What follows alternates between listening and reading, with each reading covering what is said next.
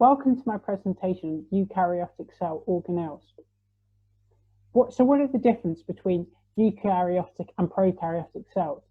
Eukaryotic cells tend to contain a nucleus and always have membrane-bound organelles, whereas prokaryotic cells, on the other hand, are the opposite and thus don't have a nucleus or membrane-bound organelles. So the nucleus in a eukaryotic cell is essentially contains the genetic information and will control the activities of the cell. The nucleus is made up of a nucleolus, which is a spherical structure responsible for manufacturing of ribosomal RNA and ribosomes. It also will contain a nucleoplasm, which is like a jelly-like substance, just like the cytoplasm within the cell. Chromosomes will also contain the genetic information of the cell. A nuclear envelope will often surround the nucleus, and that helps to control what enters and leaves the nucleus. Nuclear pores, on the other hand, are within the nuclear envelope and are tiny holes that allow the movement of larger molecules such as mRNA out the cells, for example, during protein synthesis. The mitochondria, on the other hand, are a rod-shaped structure and have the responsibility of synthesizing and producing ATP for the cell in respiration. Mitochondria are double-membraned organelles. The inner membrane has extensions known as cristae, which help to provide a large surface area for the synthesis of ATP in oxidative phosphorylation.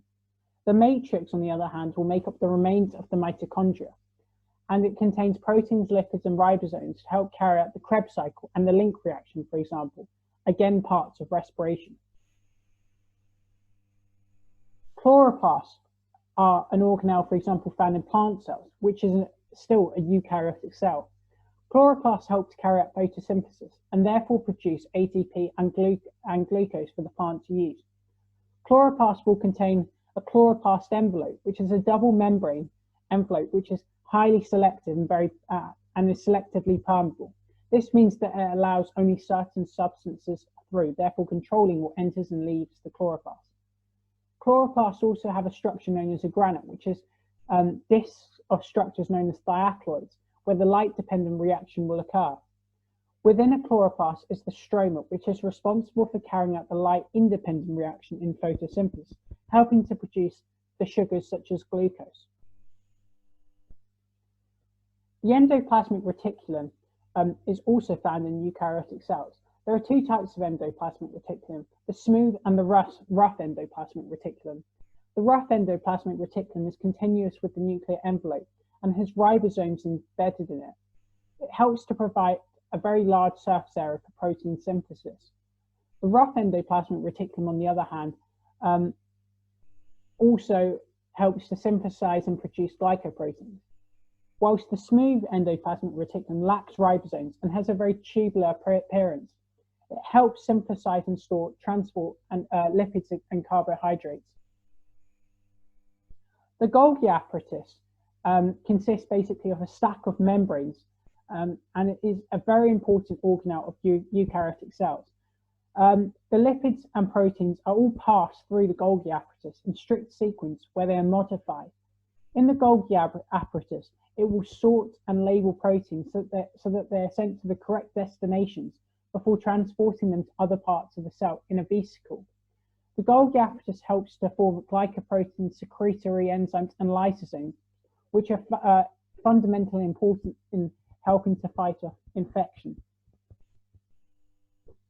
Lysosomes are produced by the Golgi apparatus, as I said before, and contain enzymes such as proteases and lipases, or hydrolytic enzymes.